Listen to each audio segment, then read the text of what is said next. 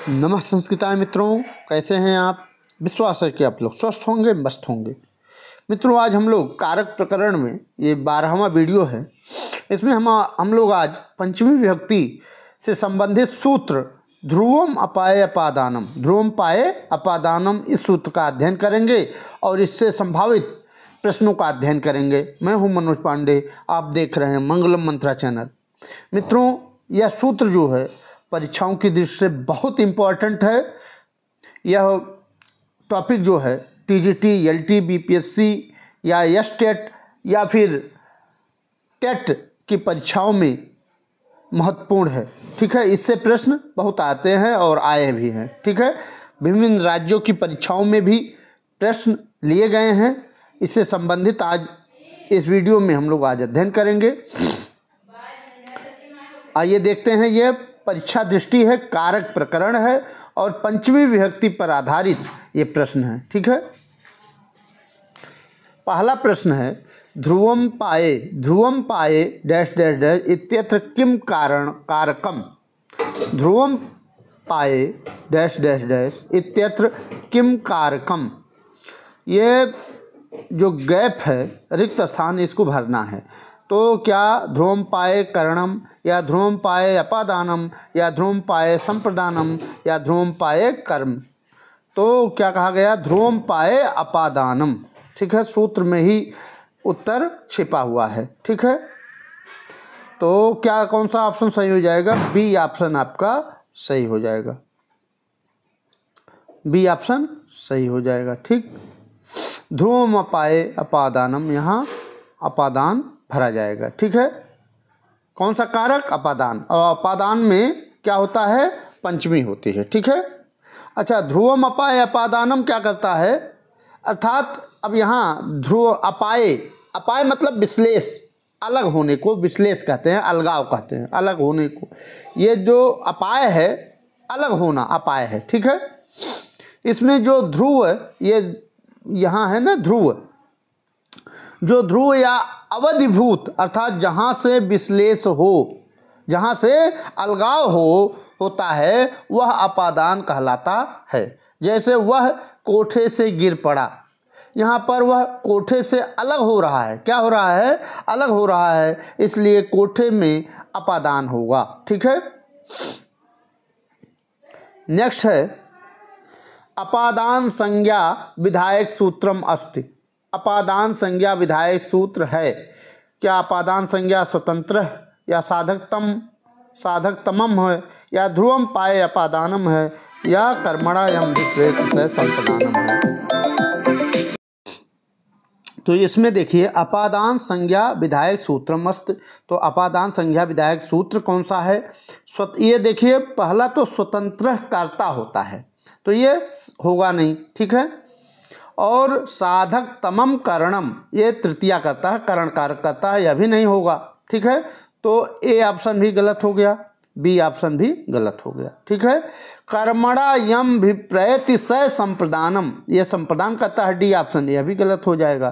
तो ये तीन ऑप्शन आपके ए, बी और डी गलत हो जा रहे हैं, तो सी ऑप्शन अपने आप सही हो जाएगा। ठीक है, क्या हो जाएगा? अपादान संज्ञा विधायक सूत्रम अस्ति। अपादान संज्ञा विधायक सूत्र कौन सा है? ध्रुवम अपाये अपादानम। यही आपका सी ऑप्शन बिल्कुल राइट आंसर है। ठीक,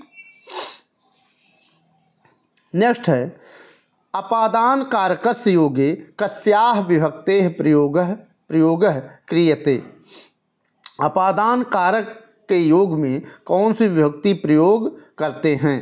क्या तृतीया करते हैं या सप्तमी करते हैं या पंचमी करते हैं या तृतीया करते हैं? तो अपादान कारक के योग में हम लोग पंचमी विभक्ति का प्रयोग करते हैं। सी ऑप्शन आपका राइट आंसर हो जाएगा। ठीक, सी ऑप्शन राइट आंसर हो जाएगा। ठीक,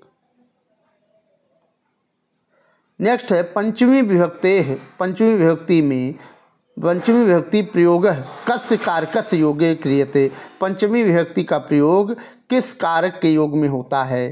तो अपादान कारक के योग में होता है, अधिकरण कारक के योग में होता है, या कर्मण या कर्म के योग में होता है, या करणस्य या करण के योग में होता है।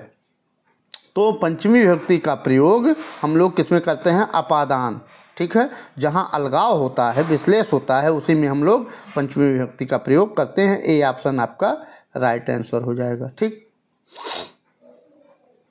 अपादान कारके का विभक्तिर भवति, अपादान कारके का विभक्ति भवति। अपादान कारक में कौन सी विभक्ति होती है? द्वितीया होती है, तृतीया या चतुर्थी या पंचमी? तो अपादान कारक के योग में कौन सा विभक्ति होती है? पंचमी विभक्ति होती है, ठीक है। अपादान कारक में कौन सी विभक्ति? पंचमी। डी ऑप्शन आपका सही हो जाएगा, ठीक है। इसी तरह से पूछ सकता है संप्रदान कारके का विभक्तिर भवति, तो संप्रदान कारक में चतुर्थी विभक्ति होती है, ठीक है। ऐसे भी ध्रुवम अपाये अपादानम भी पूछ सकता है, अपादाने पंचमी पूछ सकता है, ठीक है। इस तरह से पूछ सकता है, तो आप ऐसे तैयारी कर लें ये प्रश्न का, ठीक है। फिर छठा प्रश्न है अपादान कारक सूच्यर्थम।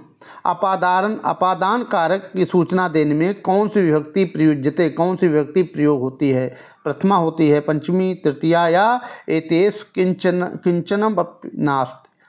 तो इसमें अपादान कारक की सूचना देने में पंचमी विभक्ति प्रयोग होती है। बी ऑप्शन आपका राइट आंसर हो जाएगा।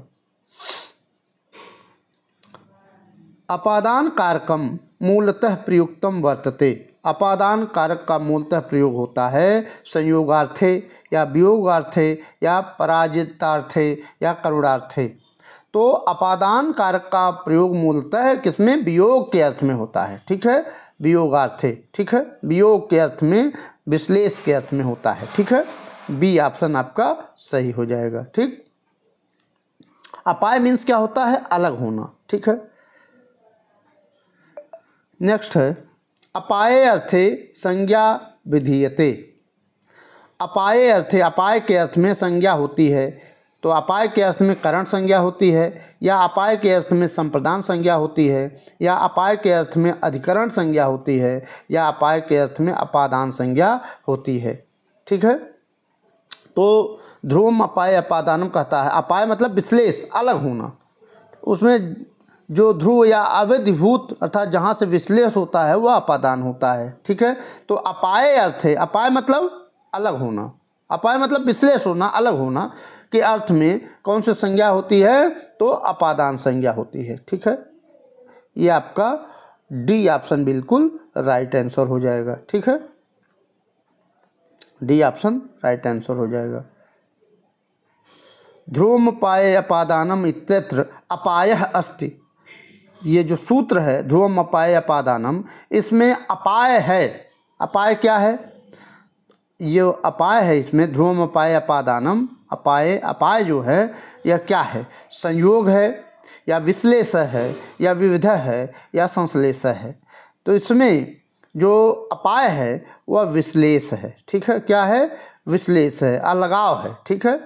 तो बी ऑप्शन आपका राइट आंसर हो जाएगा। ध्रुवम अपाये अपादानम इत्यत्र ध्रुवम पदस्य अभिप्रायः। जो ध्रुवम है, यहाँ देखिए पहले अपाय पूछा अलग, अब पूछ रहा है ध्रुवम अपाये अपादानम। तो इसमें जो ध्रुवम है यहाँ शुरुआत में कि पद का अभिप्राय क्या है? क्या निश्चित का अभिप्राय है या अवधभूतम? अवधभूत मतलब क्या होता है? अवधभूत जहाँ से अलगाव हो इसी को अवधभूत कहते हैं, ठीक है। अवधभूतम या स्थिर है या स्थिरभूतम। तो क्या सही हो जाएगा? इसमें ध्रुवम पद से अभिप्राय है अवधभूत, ठीक है। ये आपका कौन सा सही हो जाएगा? आपका बी ऑप्शन बिल्कुल राइट आंसर हो जाएगा। कौन सा ऑप्शन? बी ऑप्शन, ठीक। 10वें प्रश्न का बी ऑप्शन सही हो जाएगा। नेक्स्ट है अपाये ध्रुवम किम कारकम भवति। अपाये ध्रुवम में कौन सा कारक होता है? कर्म कारकम, संप्रदान कारकम, अपादान कारकम या अधिकरण कारकम। तो कर्म कारक अपाय मतलब अलगाव के अर्थ में कर्म कारक होगा नहीं, संप्रदान होगा नहीं, ठीक है, अधिकरण तो होगा नहीं, ठीक है। कौन सा होगा? अपादान, ठीक है, अपादान कारकम, अपाये ध्रुवम किम कारकम, तो अपाये ध्रुवम अपादान कारकम। ठीक है, सी ऑप्शन आपका बिल्कुल सही उत्तर हो जाएगा। ठीक, वृक्षात पत्रम पतति, वृक्ष से पत्ते गिरते हैं। रेखांकित पदे किम कारकम, रेखांकित पद जो वृक्षात है उसमें पूछ रहा है कौन सा कारक है। तो वृक्षात में कर्म कारकम, करण कारकम या संप्रदान कारकम या अपादान कारकम, तो इसमें कौन सा अपादान कारक हो जाएगा। ठीक है, अलगाव है ना, वृक्ष से क्या गिर रहे हैं, पत्ते गिर रहे हैं, गिरते हैं, तो अलग होना, वृक्ष और पत्तों में क्या हो रहा है, वृक्ष से पत्ते नीचे गिर रहे हैं तो अलग हो रहा है, विश्लेष हो रहे हैं, तो उसमें अपादान कारक होगा और ये डी ऑप्शन आपका सही आंसर हो जाएगा। ग्रामात आयात, ग्राम से आता है। इत्यत्र ग्रामः कीदृशम कारकम भवेत्, इसमें ग्राम जो ग्रामात में कौन सा कारक होता है, कर्त कारकम या कर्म कारकम या करण कारकम या अपादान कारकम। ठीक है, अब देखिए गांव को वो छोड़ रहा है तो इसमें अलगाव हो रहा है, तो विश्लेष जब होगा तो उसमें क्या होगा, अपादान कारकम। ठीक है, अपादान हो जाएगा। ठीक, कौन सा, डी ऑप्शन बिल्कुल राइट आंसर हो जाएगा। ठीक, तो मित्रों आज यहीं तक। आज हम लोगों ने ध्रुवम अपाये अपादानम जो पंचमी विभक्ति करती है इसका अध्ययन हम लोगों ने किया। वीडियो कैसा लगा ज़रूर बताइएगा, कमेंट बॉक्स में ज़रूर लिखिएगा। ठीक है, मिलते हैं अगले वीडियो में, तब तक के लिए नमः संस्कृताय, वंदे मातरम।